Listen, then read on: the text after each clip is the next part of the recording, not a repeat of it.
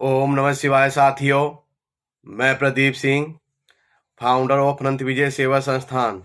साथियों, आज आपको मैं श्रीमद् भागवत गीता का अध्याय 3 कर्म योग का श्लोक नंबर 3 का संस्कृत और हिंदी वाचन करके सुनाऊंगा। तो श्लोक नंबर 3 है, लोके अस्मिन् द्विविधा निष्ठा पुरा प्रोक्ता मया नघ ज्ञान योगेन सांख्यानाम कर्म योगेन योगिनाम। इसका हिंदी तात्पर्य है, श्री भगवान ने कहा, हे निष्पाप अर्जुन, मैं पहले ही बता चुका हूं कि आत्म साक्षात्कार का प्रयत्न करने वाले दो प्रकार के पुरुष होते हैं। कुछ इसे ज्ञान योग द्वारा समझने का प्रयत्न करते हैं तो कुछ भक्ति में सेवा के द्वारा। तात्पर्य है, द्वितीय अध्याय के 39वें श्लोक में भगवान ने दो प्रकार की पद्धतियों का उल्लेख किया है, सांख्य योग तथा कर्म योग या बुद्धि योग। इस श्लोक में इनकी ओर अधिक स्पष्ट विवेचना की गई है।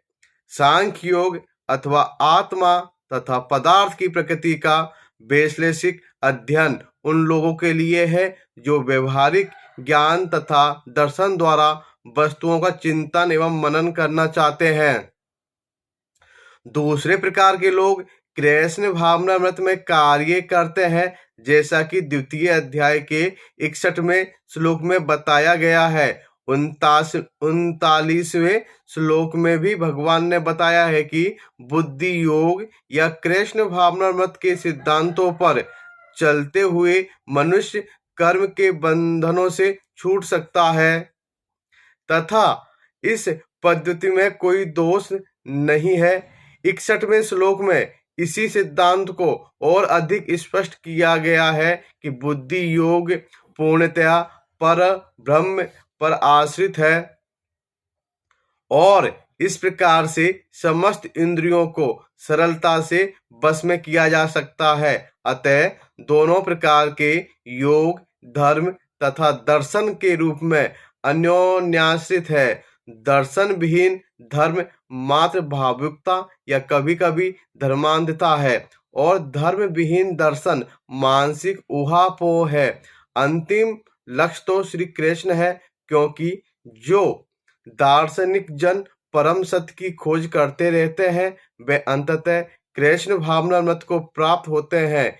इसका भी उल्लेख भगवत गीता में मिलता है।